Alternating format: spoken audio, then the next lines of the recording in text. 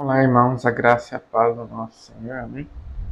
Deus te abençoe com orulhinho fino novo, sangue, fogo e terremoto e vapor de fundo. Deus não deu palavra. Deus faz a fumaça nem se escurecer. Deus dando os profetas maiores da Bíblia, Deus deu todos os menores, que foram 12 na mesma quantidade dos apóstolos. Incrível, diz amém. Agora a gente está dando dos novos, são apenas 4. Os novos não, os maiores, perdão. Falei novos errados. Profeta maior em meu nome não tem nada a ver com grau de importância, viu, irmãos? Não tem nada a ver. A quantidade de capítulos da Bíblia que eles escreveram para esse tem esse nome. Falam, os maiores escreveram muitos capítulos da Bíblia. Os menores escreveram poucos. 2, 3, 4, 5. Por isso que eles fazem essa divisão no nome. Fala mesmo. A gente já estudou aí Jeremias, né, e Isaías dos maiores. Hoje vai ser Ezequiel, que profetizou no Vale de Ossos Secos. Tá bom? Eu vou ler com vocês primeiro o significado do nome Ezequiel no hebraico. Depois a gente partiu a história dele depois disso. O nome Ezequiel significa, no hebraico, né, Deus fortalece, significa força de Deus, Deus vai fortalecer, Jeová dá força à criança também. Mesmo significa Deus fortalece, tudo tem a ver com Deus fortalece a gente. Deus é forte, né, também. Enfim, todos os significados têm voltado para a proteção de Deus. Na verdade, que Deus fortaleça, na verdade. Jesus vem ao teu encontro hoje. Vamos próximo. A história do profeta Ezequiel, linda e desenhada, de acordo com a Bíblia Sagrada. Ezequiel foi um profeta da Bíblia que viveu no exílio na Babilônia. Deus falou com ele por visões, por intermédio de sonhos também. Enviou para alertar o povo de Israel sobre seus erros. Sua história está no livro de Ezequiel, no Antigo Testamento. O profeta falou da esperança, arrependimento e restauração do povo. Ezequiel foi um profeta do Antigo Testamento, filho de Buzi, um sacerdote. Ele viveu durante um período muito difícil da história do povo de Israel, quando os judeus foram levados cativos para a Babilônia após a queda de Jerusalém. Israel, Tecoa e Benjamim também. São toda uma região só ali, né, mas teve uma divisão na época. Eu expliquei isso nos vídeos passados. Se não viu, você vai lá ver. Divisão de Israel e Benjamim. Inclusive no vídeo passado eu expliquei a história do profeta Jeremias. Ele estava entre os exilados e começou seu ministério profético aos 30 anos de idade. Algumas pessoas falam que foi com 31, né? Em alguns. Mas aqui está falando 30, então vamos lá. A maioria fala 31, mas enfim. A missão de Ezequiel era levar a palavra de Deus aos judeus que estavam no exílio. Não que começou a ser profeta, profetizar em 31. Para isso ele teve várias visões e usou símbolos e ações para passar suas mensagens proféticas. Uma das visões mais conhecidas é dos ossos secos, em Ezequiel 37, em que Deus mostra que pode trazer vida ao que está morto, simbolizando a restauração de Israel. Outra visão marcante é a do trono de Deus. O Isaías também tinha visto, né? Rodeado por criaturas celestiais, que são anjos. Né? Em Ezequiel, que revela a grandiosidade e a majestade de Deus. Para mim, está morte mais do que eu vai ser suspensa. Ezequiel também profetizou a queda de Jerusalém, a destruição do templo, e depois falou da esperança da renovação. A volta do povo à terra prometida, da reconstrução do templo. Só para não favorar, né, que eu sou teu Deus. Ezequiel fala do Chapolin, né, calma, não queimamos pânico, ele falava assim. Né? Quem já viu o Chapolin, fala amém, fala eu. Ele ensinou que cada pessoa é responsável por seus atos e que Deus deseja o arrependimento. Cada um é responsável pelo que faz, né, e Deus deseja o arrependimento. Vamos continuar. Seu legado é uma mensagem poderosa de justiça, responsabilidade e esperança. Ele mostrou que mesmo em tempos difíceis, Deus continuou presente e fiel ao seu povo. As lições principais incluem a importância do arrependimento, da fidelidade a Deus e da esperança na restauração.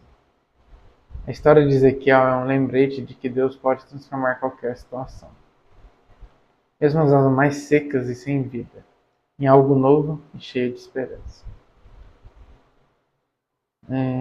A origem do Ezequiel. Ezequiel era filho de Buzi, um sacerdote, fazia parte da elite de Jerusalém, levado ao exílio na Babilônia por volta de 597 a.C.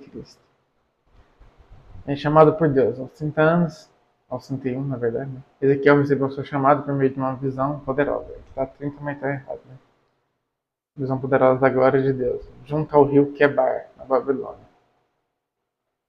Teve uma visão poderosa ali nesse rio, né? Na Babilônia. Contexto histórico. Profetizou durante o exílio do povo de Judá na Babilônia. Um período de grande sofrimento e incerteza para os israelitas. Missão: transmitir a palavra de Deus ao povo exilado, alertando sobre os pecados, a queda de Jerusalém, trazendo esperança de restauração. Visões marcantes. Teve visões importantes, uma carruagem celestial e uma carruagem no céu, né? Em Ezequiel 1. Os ossos secos, em Ezequiel 37. A Nova Jerusalém e o templo restaurado. Ezequiel 40 e 48. Revisão dos novos tempos que ele teve também.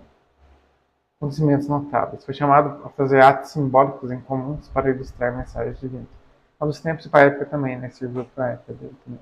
Essa coisa aconteceu na época dele vai acontecer no final dos tempos também. Vamos lá. Estou chamando aqui, né? Acontecimentos notáveis. Vou ler de novo para não fazer confusão. Foi chamado a fazer atos simbólicos em comuns para ilustrar mensagens divinas, como ficar em silêncio, deitar de lado por dias e não lamentar a morte de sua esposa. Características pessoais. Era obediente, corajoso e determinado. Mesmo diante de rejeição, permaneceu fiel à missão dada por Deus. Mensagem central. Deus é justo, mas também misericordioso. O povo é responsável por seus atos, mas pode ser restaurado através do arrependimento. Legado. Sobre o livro profético é um dos mais ricos em simbolismos, destacando a presença constante de Deus e a esperança de restauração espiritual de Israel. Assim governa o Valor Valadares e governa a nossa vida. Tá bom? Lições. Ezequiel ensina sobre responsabilidade individual, fidelidade a Deus, poder de transformação e esperança mesmo em tempos de crise.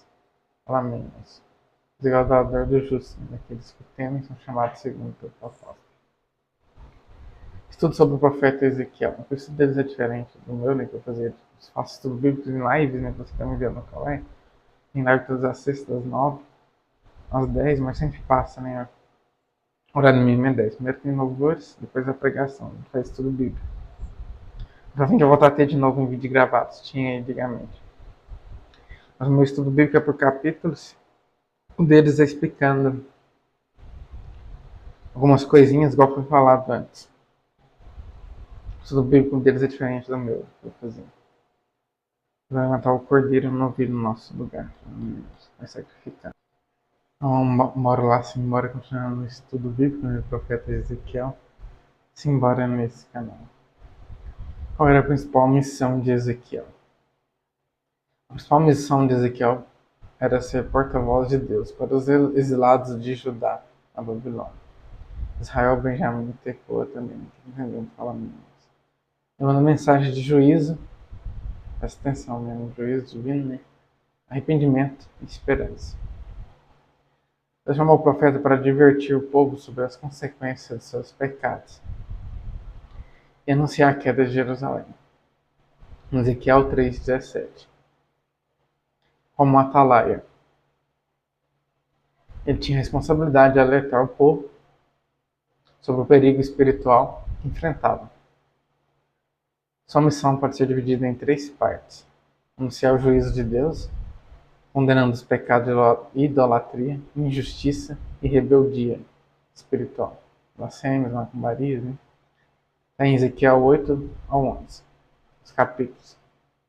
Profetizar a destruição de Jerusalém e do templo, como consequência da desobediência, do pecado.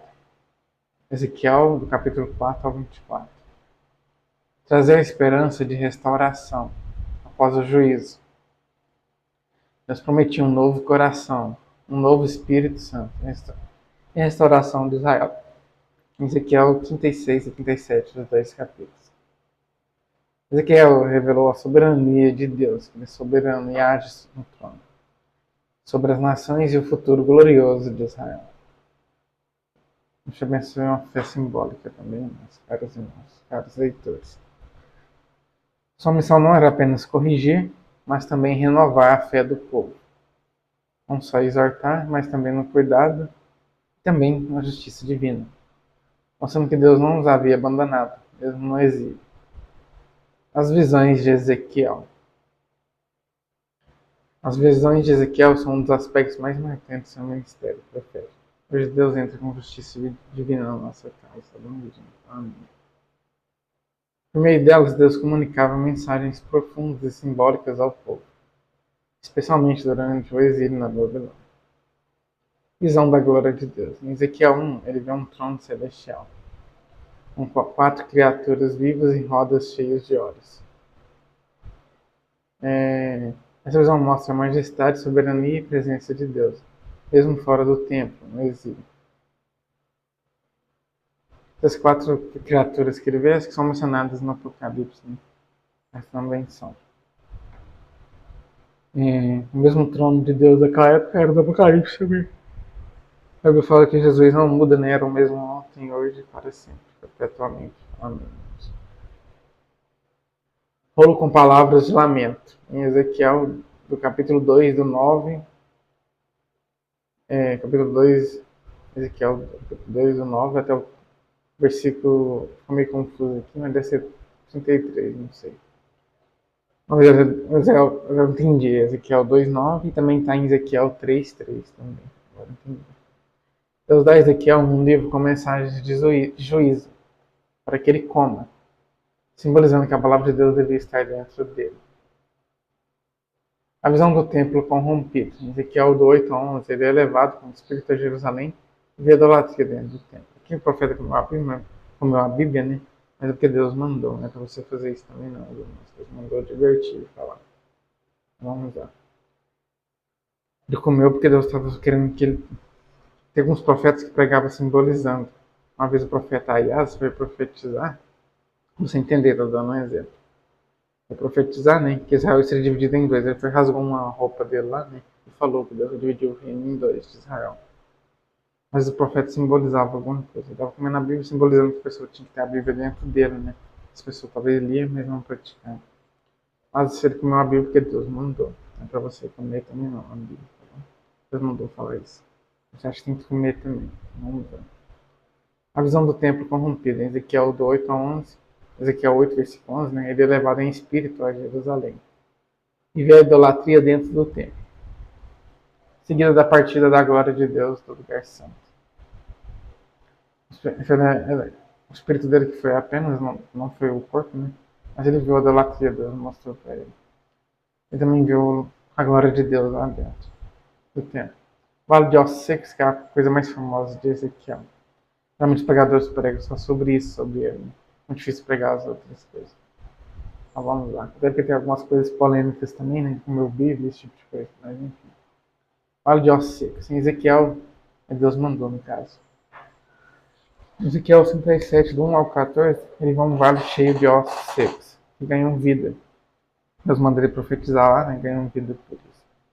Representando a restauração espiritual e nacional de Israel. O novo templo e a nova terra. Em Ezequiel 48, versículo 48, né? Ele vê a construção ideal do templo e a presença de Deus retornando, simbolizando a restauração final de Israel e a comunhão renovada com o povo. Os apóstolos perguntaram em Atos, né, sobre a restauração de Israel. Deus falou que ia fazer no devido tempo. Então, Jesus, né? Jesus é Deus também. Somos só. Vamos lá.